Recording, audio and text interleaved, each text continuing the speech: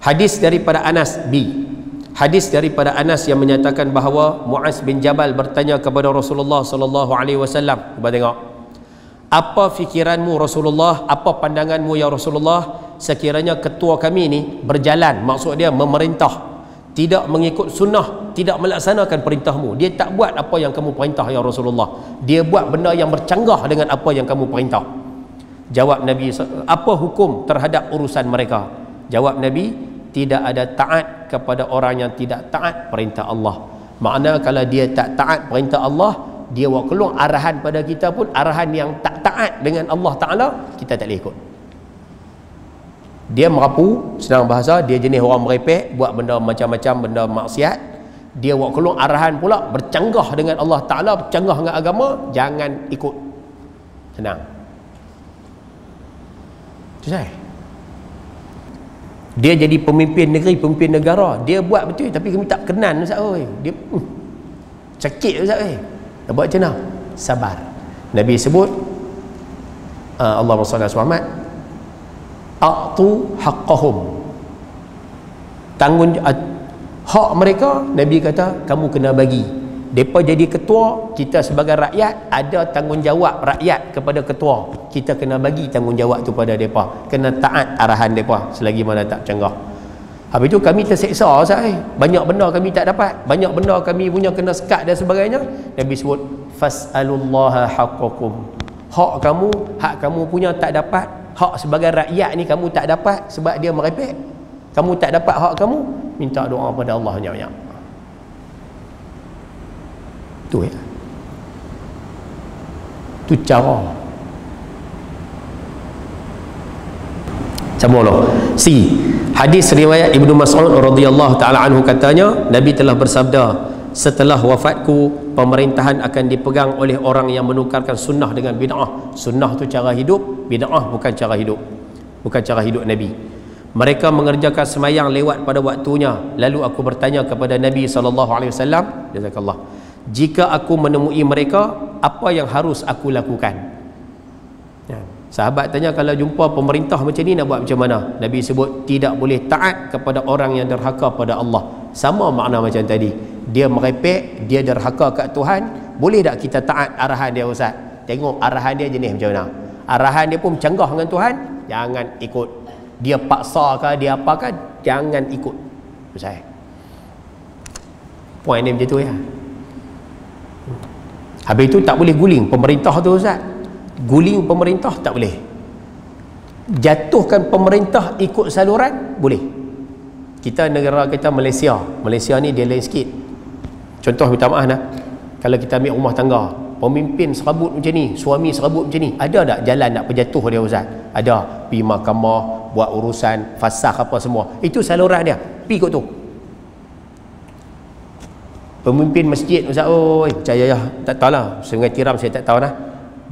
Kami Ustaz di masjid Ustaz, pengurusi masjid tu Ustaz, Allah, dia buat pala dia Ustaz, oi hak masjid lepas mayang kunci, kemudian pula bendahari pula, ni contoh dah, bendahari pula duit Ustaz, kutipan Jumaat tak pernah rekod, tak pernah apa, pakat ambil seorang sikit kat depa buat balik, pasal depa buat kerja ni. Jadi ni dulu lepas tu Ustaz masjid tak buat apa langsung, sampai beli ayak pintu pecah pun depa tak peduli Ustaz, tek cicak penuh dalam masjid depa tak peduli Ustaz. Boleh tak kita nak peguling apa pemerintahan masjid macam ni Ustaz? Ada cara tak? Ada Ustaz depa buat mesyuarat agung. Guna mesyuarat agung tu. Guna mesyuarat agung tu, itu saluran dia. Kalau kata hak lain Ustaz, naik atas lagi, negeri negara, pilihan raya lah, tu bahasa mudah dia lah. Guna pilihan raya. Ustaz, saya duduk pada negeri ataupun negara yang tak boleh ubah langsung pemerintah Ustaz, mereput sampai mati Ustaz mereka ni. Kalau hak tu sabarlah, buat je lah ujian. Nabi suruh bila mari akhir zaman akan berlaku perpecahan, akan berlaku suasana serabut teruk ni, Nabi suruh kita pegang dengan sunnah Nabi, cara hidup Nabi dan cara hidup Khulafa' Rashidin. Cuba tengok ni, siapa dia Khulafa' Rashidin tu? Sunnah Khulafa' Rashidin bererti perjalanan dan fatwa-fatwa mereka. Fatwa siapa? Fatwa Khulafa' Rashidin. Sebab tu boleh pegang. Sebab tu apa yang dibuat oleh Sayyidina Abu Bakar zaman Nabi SAW tak buat, zaman Sayyidina Abu Bakar buat, kita boleh ikut. Zaman Nabi SAW tak buat, zaman Sayyidina Umar buat, kita boleh ikut. Zaman Nabi SAW tak buat, zaman Sayyidina Ali baru buat, pun boleh ikut, tak ada masalah. Tu yang kita semayang tarawih. Ada orang kata zaman Nabi SAW tak ada, himpun ramai-ramai semayang tarawih sekali. Siapa yang buat? Zaman Sayyidina Umar buat. Boleh ikut, ikut je lah. Zaman Sayyidina Nabi SAW zakat kuda tak ada kot, tak ada zakat kuda. Zaman Sayyidina Umar dia buat zakat kuda. Jalan.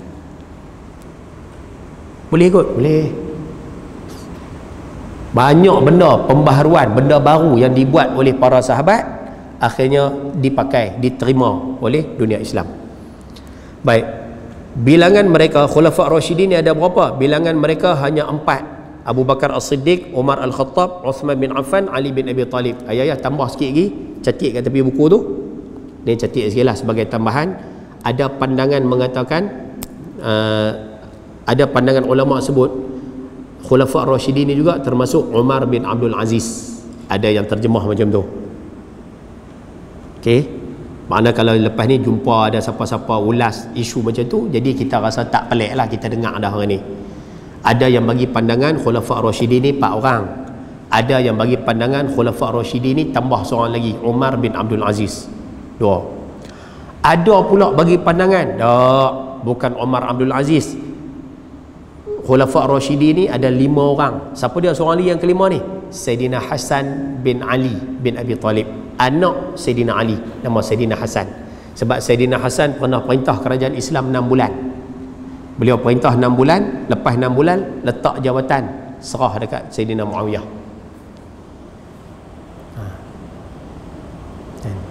Ni kalau mengaji detail sikit boleh kita cerita khilafah 30 tahun maksud dia panjang. Nak bang tu sudahlah. Baik. Maksud Rasyidin ini ialah mereka yang mengenal kebenaran dan mengerjakan kebenaran. Maknanya betul lah, orang betul. Orang-orang ini adalah orang-orang yang mendapat petunjuk daripada Allah Subhanahu wa taala. Tengok, sebab tu boleh ikut, tak ada masalah. Pegang elok. Ayah kalau boleh, kalau rajinlah pi cari, tengok, cari sikit-sikit cerita hidup, kisah hidup Sayyidina Abu Bakar, kisah hidup Sayyidina Umar, Sayyidina Osman, Sayyidina Ali. Cuba ikut sikit. Baca, cuba tengok cara hidup depa macam mana. Boleh ikut belaka. Sayyidina Abu Bakar lembut, Sayyidina Umar keras. Sayyidina Osman lembut balik, Sayyidina Ali keras balik. Sayyidina Abu Bakar rajin buat ibadat. Kita duk tengok zaman Sayyidina Abu Bakar kerajaan Islam tak luas, kecil. Sebab apa? Duk settle masalah dalaman. Zaman Sayyidina Umar masalah dalaman dah settle dah. Pembukaan kerajaan Islam luas pula. Tu yang sahabat-sahabat dihantar jaga sana jaga sini, gubernur sana gubernur sini. Mai zaman Sayyidina Osman kerajaan Islam makin besar. 6 tahun pertama cantik. 6 tahun pertama Sayyidina Osman perintah cantik. Zaman 6 tahun kedua, daripada tahun ke-7 sampai tahun ke-12 Sayyidina Osman perintah, masa tu duduk main jadi cerbuk balik. Dan zaman Sayyidina Ali karamallahu wajah 4 tahun tu memang jadi masalah macam banyak lah. Makin banyak dan habis khilafah 30 tahun. Jadi boleh tengok perjalanan kehidupan tu. Boleh kita ambil pengajaran. Baik, selesai. Poin nombor 5.